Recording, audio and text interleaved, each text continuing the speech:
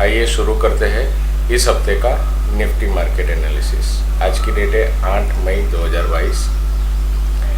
पहले देख लेते हैं पिछले हफ्ते हमने क्या डिस्कस किया था और मार्केट ने कैसे बिहेव किया। पिछले हफ्ते हमने डिस्कस किया था कि निफ्टी ये बड़ी सी रेंज में फंसा हुआ है जो हमने सर्कल से मार्क किया था, जिसकी ऊपर की रेंज है 17,350 और नीचे की रेंज है 16,950। और हमने डिस्कस किया था अगर निफ्टी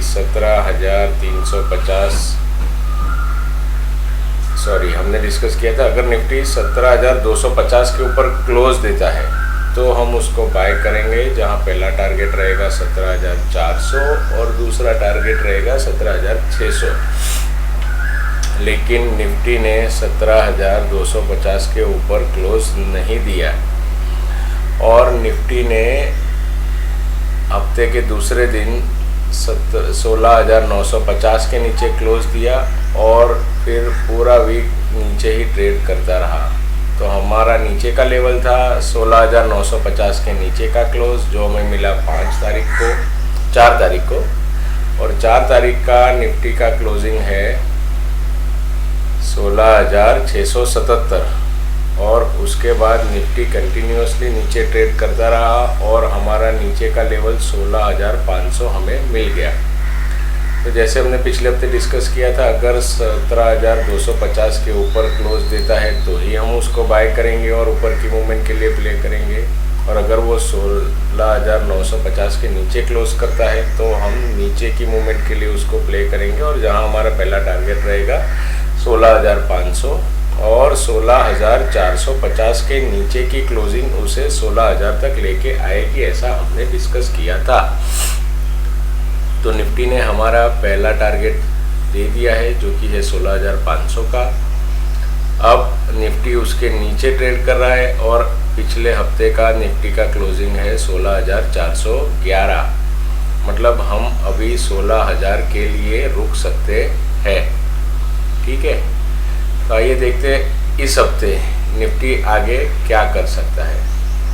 तो अभी हमारे लिए ये ट्रेंड लाइन का मतलब नहीं रहता है। अब हमारे लिए लेवल है, रेजिस्टेंस लेवल है 16,950 का लेवल। ये हमारे लिए अभी स्ट्रॉन्ग रेजिस्टेंस बन चुका है क्योंकि निफ्टी ने 2 वीक इस रेंज में बिताने के बाद इस लेवल को तोड़ा है। तो अब निफ्टी जब तक इस कैंडल के ऊपर क्लोज नहीं देता है, माने कि इस कैंडल के ऊपर क्लोज नहीं देता है, तब तक हम उसको बाय करने का सोचेंगे नहीं, जो कि है हमारा लेवल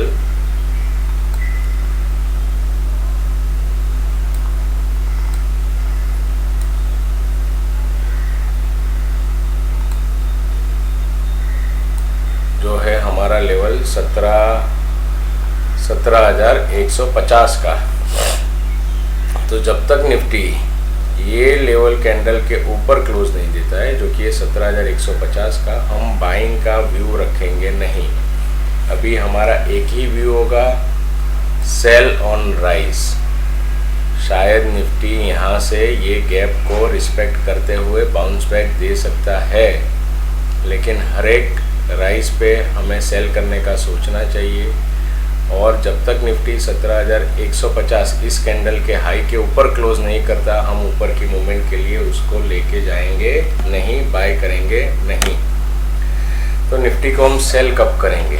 सेल करना है तो निफ्टी को एक बाउंस बैक लेने देना चाहिए, और अगर हमें यहाँ कहीं मिलता है जो कि ये 16,900 से 16,950 के बीच, तो हम निफ्टी को वापस सेल कर सकते हैं, जहाँ नीचे के मूवमेंट के लिए हम उसको देख सकते हैं।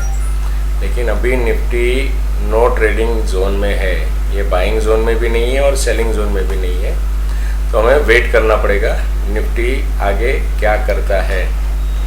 सेल करना है तो 16,900 से 950 का इंतज़ार कीजिए, या फिर ये सपोर्ट रेंज है निफ्टी की जो है 16,400 से 16,250 के बीच की, तो 16,250 से 16,400 के बीच अगर निफ्टी कंसोलिडेट करके ऊपर की ओर निकलता है तो शायद वो फिर से 16,950 तक आ सकता है, लेकिन वो ऊपर की मूवमेंट पकड़ना रिस्की रहेगा।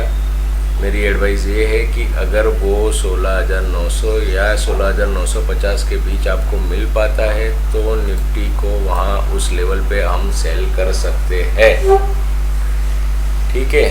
और अगर बाइंग की सोच रहे हैं तो नेक्स्ट सपोर्ट यहाँ नीचे दिख रहा है, जो ही ये पिछले एक साल का सपोर्ट है, जो है बड़ा सपोर्ट 15,500 से 15,800 के बीच में। तो अगर बाय करने की सोच रहे हैं तो अगला सपोर्ट है 15,800 से 15,500 के बीच में। तो जब तक निफ्टी 15,500 से 15,800 के बीच तक नहीं आता, सपोर्ट पे बाय करने की लेवल नहीं आता है। तो सेलिंग लेवल है 16,950 से 900 के बीच का, बाइंग लेवल है 15,500 से 15,800 के बीच का। अभी ये निफ्टी नो ट्रेडिंग जोन में है, तो 2-4 दिन इंतज़ार करिए, जब तक हमारा लेवल नहीं आता तब तक वेट करिए। आइए दोस्तों देखते हैं कि निफ्टी कहाँ तक गिर सकता है। तो अगर हम मूविंग एवरेज की बात करें तो निफ्टी अपने 50 दिन की एक्सपोनेंशियल मूविंग एवरेज के नीचे है और निफ्टी अपने 200 दिन की मूविंग एवरेज के नीचे ही है, एक्सपोनेंशियल मूविंग एवरेज के नीचे है। तो हमारा ट्रेंड बेरिश ट्रेंड रहेगा और अगर निफ्टी और गिरता है तो 15,500 से 15,800 के बीच आने के पूरे चांसेस है। अगर हम फिबोनाची के नज़रिए से देखें तो इम्पोर्टेंट सपोर्ट कहाँ मिलेगा वो आइए देखते हैं।